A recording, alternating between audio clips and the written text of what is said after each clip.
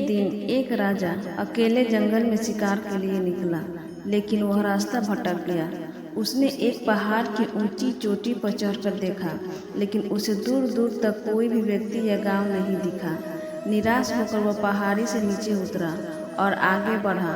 अंधेरा होते जा रहा था और कोई भी मार्ग नहीं दिख रहा था।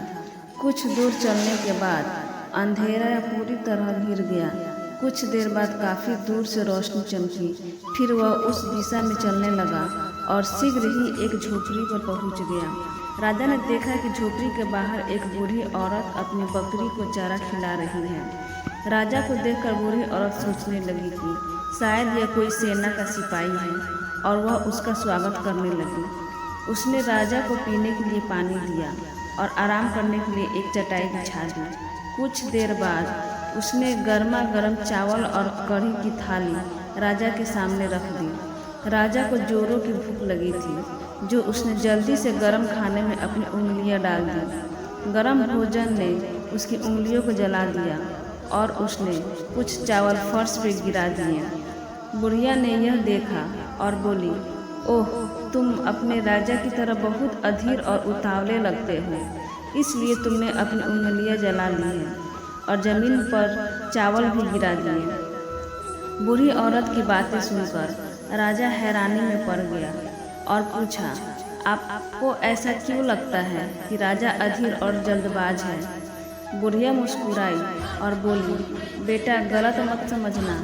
हमारे राजा अपने सभी दुश्मन किलों पर कब्जा करने का एक बड़ा सपना देख रहे हैं, लेकिन सभी छोटे किलों की अनदेखी कर रहे हैं। राजा ने बूढ़ी औरत को टोकते हुए कहा, यह तो अच्छी बात है, इसमें दिक्कत क्या है?